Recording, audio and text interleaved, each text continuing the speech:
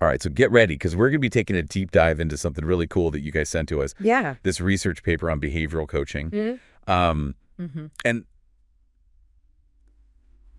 honestly, it's packed with seriously practical tools for understanding your own behavior and then like taking that and figuring out how to actually make real changes in your life. So absolutely. Have you ever felt like you're stuck in a rut? Yeah. Like, you should make a change. Totally. But you're like, how do I actually do this? For sure. This deep dive is for you. Yeah. What I love about this paper is that it starts out with a really refreshing dose of reality. Okay. You know, it just kind of like throws out the window all those like cookie cutter self-help solutions. Because let's be honest, like those rarely work in the long run. No, they don't work. They don't work. Okay, so then how do we ditch the quick fixes and actually like create change that lasts? Yeah, that's the big question, right? I'm ready. Well, it all starts, I think, with understanding the power of taking a behavioral approach. Okay. And, you know, this isn't about like turning us into robots or anything like that. Right. It's more about recognizing this like fascinating interplay between our thoughts and our feelings and our actions. Oh, that's interesting. So it's not just like looking at one tiny piece of the puzzle. It's like the whole picture. Exactly. It's like instead of trying to like slap a Band-Aid on one tiny little part of it, right, we're looking at the whole thing. We're saying, okay, how do these pieces fit together? Yeah. What's the bigger system at play here? Okay. And so this approach recognizes that sustainable change, like change that actually sticks. Yeah. It comes from addressing the whole person, not just like, you know, isolated behaviors. Okay. And so one of the key concepts that this paper introduces is this idea of the development pipeline. Okay, a pipeline. I'm intrigued. Tell me about this pipeline. What's going on here? So picture like an actual pipeline, right? Like with different sections, all working together to like transport something from one end to the other. Okay, I'm with you. Now imagine that this pipeline represents like your journey towards a specific change that you want to make. Okay. So this pipeline has 5 crucial stages, and I want you to like really visualize this in your mind as I'm describing it. Okay. The 5 stages are insight, motivation capabilities, real-world practice, and accountability. Okay. And each stage represents like a necessary condition for that change to occur. So are you saying that each of these stages kind of has to be flowing smoothly? Yes. For us to actually achieve the change we want? Yes. And here's where it gets really interesting. Okay. The paper argues that the stage with the narrowest opening, the biggest bottleneck, is what is ultimately limiting your progress. Okay, that makes sense. So it's like if one of these pipes is like really narrow or there's a clog, it doesn't matter how much water is flowing in from the other end. Exactly. It's like you can have all the motivation in the world, but if you don't have the capabilities or if you're not taking action in the real world, it's going to get stuck. Okay, so it's like even if I'm super motivated to like, I don't know, learn a new language. Yeah. If I don't have the time to actually practice. Yes. I'm going to hit a bottleneck. Exactly. Or let's say you want to be more assertive at work. Okay. You have the insight that you need to speak up more. You're definitely motivated to improve your communication skills. Yeah. But you lack the specific capabilities. Okay. Like maybe you don't know how to express your needs clearly and respectfully. Yeah. You're going to hit a snag in that capability stage. That makes a lot of sense. Yeah. It's like I could totally see how I've been stuck in the capability stage with my fear of public speaking. Like I have the insight. Yeah. I'm motivated to change. Sure. But you got to build those skills. I need those skills. Yes. Okay, so how do we figure out where our own personal bottlenecks are? Yeah, how do we even begin to unpack this? Where do we begin? Well, that's where the paper really starts to shine. Okay. It provides us with some really practical tools to help us pinpoint those bottlenecks and start getting things moving in the right direction. I like it. And it all begins with this idea of understanding the gaps between where you are now and where you want to be. Okay, gaps, tell me more. Okay. It's like, okay, imagine you're trying to build like a bridge across a river. Okay. But you don't have a clear picture of what's on the other side. Right. You might start building. Yeah. But without that understanding of the terrain, you're likely to run into some problems. Totally. Right. Yeah. So we need to identify these gaps. Yes. To build our bridge effectively. Right. I like that analogy. Yes. So how do we go about doing that? The paper introduces this tool called the GKPS grid. Okay. And GPS grid. Yeah, it's a way to kind of like map out those gaps. But it goes beyond just getting feedback. Right. It helps you understand like the context for that feedback. So you can actually use it to make real meaningful changes. So it's not just like, here's what you're doing wrong, but more like, here's how what you're doing lines up with like what's important both to you and to like people around you. You nailed it. It's about getting that like 360-degree view of yourself and your situation rather than just relying on your own potentially biased perspective. Right. So the GPS grid has us look at 4 key areas. Starting with abilities. And this is all about how you see yourself, right? Your strengths, your weaknesses, your style. Gotcha. It's your honest self-assessment. Okay, so like taking stock of our own skill. Yes.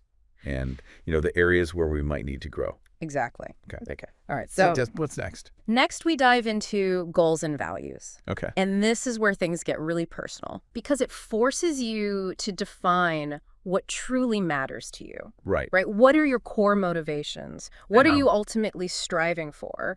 Because feedback is only useful if it's like aligned with what we're actually trying to achieve. Precisely. If your goal is to become like a more effective leader. Right. But you're constantly getting feedback on like your attention to detail. Right. That feedback might not be as helpful as say feedback on your delegation skills. Totally. Right? Yeah. So the GPS grid helps you kind of like prioritize what really matters. Okay. Okay. And then we move on to perceptions. Okay. How others see you. Okay, so this is where we're getting like the outside perspective. Exactly. It's like looking in a mirror and then having a trusted friend give you their honest opinion about your outfit. Exactly. Right? Right. We need those outside perspectives to see our blind spots. Totally. And potential areas for growth that we might not be aware of on our own. Okay, love it. What's the last one? And then finally, we have success factors. Okay, so if abilities is how we see ourselves. Yes. And perceptions is how other people see us. Yeah. What are success factors? Think of success factors as like the external measures of what it takes to thrive in your specific environment. Oh, okay. Right. Well, so what does the organization value? What are the skills and behaviors that your boss, your team, even your clients see as being essential for success? So it's like understanding the playing field. Exactly. Yeah. Right. Okay. What wins in this particular environment? I like it. Okay. Yeah. So here's how it all comes together. Right. Let's say you're feeling stuck in your career. Okay. And you use the GPS grid to kind of explore why. Okay. You realize you're great at coming up with like innovative ideas. Right? That's like your abilities. Okay. But you really struggle to communicate those ideas in a way that gets your team excited. Right? And that's the perceptions piece. Okay. And then you discover that one of the key success factors in your company is the ability to inspire and influence others. Whoa. Light bulb moments. Right. Suddenly you have a much clearer understanding of why you might be hitting a roadblock. Totally. It's not that your ideas aren't good. Right. It's the way that you're communicating them. Yes. That's creating the gap. That's so interesting. Right. Okay. And so once you've used the GPS grid to kind of like pinpoint those areas for growth, then you can actually start taking action. Yes. And the paper provides a really, really practical framework for doing just that. Okay. Tell me more. It's all about making conscious choices that move you closer to your goal. I'm all about taking action. Yeah. So like, what does that look like? Okay. It's like this framework is all about taking all that self-awareness that we've been like cultivating and actually like turning it into action. Okay, I like it. Right. So the paper breaks it down into these 3 simple but really powerful steps. Okay. Clear goals. Okay. Conscious choice. And effective action. I love frameworks. Break it down for me. Okay. What do these steps actually look like?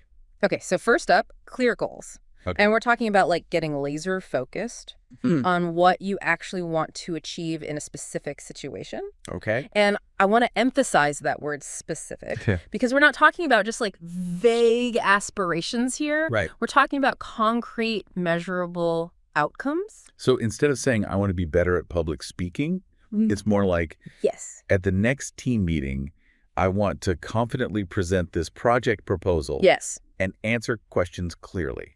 Exactly. That level of specificity is key. Okay. Because it gives you something very specific to work towards. Gotcha. Okay. So once you have that clear goal in mind, Then you move into conscious choice. Right. And this is where you really start to explore the different options that you have for actually achieving that goal. So it's like a brainstorming phase. It's like brainstorming. Yeah. It's about like actively thinking through different approaches and strategies instead of just defaulting to those like old habitual patterns that we all have. Yeah, like we've all been there. Exactly. Where you're just like, oh, I'm just going to do what I always do. Exactly. And it doesn't work. Right. And so it's about pausing Yeah. and asking yourself, okay, what are the different ways I could approach this? I like Should I use slides? Should I practice in front of a mirror? Right. Should I ask a colleague for feedback? Yeah. You're weighing those options. Okay. And you're making a very deliberate choice about how you want to show up. You know, this is really resonating with me on a personal level because I used to get so nervous before meetings. Mm-hmm. And I would just kind of like fumble my way through them. But I realized that by actually making those conscious choices, like taking the time to actually rehearse what I was going to say, it makes a huge difference. It made a huge difference. I love that. In my confidence and like even just my effectiveness. You're like embodying the process. Yeah. I love it. Okay, so that brings us to the final step, effective action. Okay. All right, and this is where we actually take those beautiful choices that we made and we put them into practice.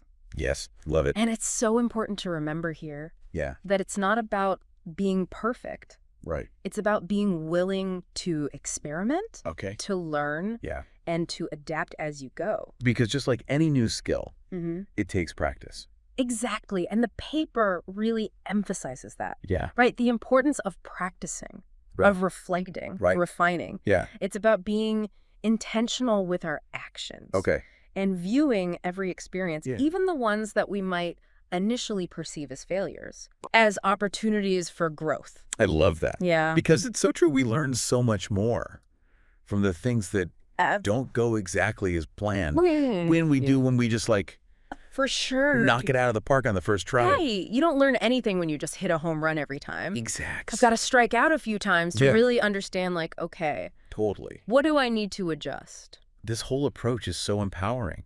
It is. It's like we're not just victims of our circumstance. We actually have like the power. We have choices. Yes. That's what it comes down to. To shape our experiences and create the changes that we want to see. I love that.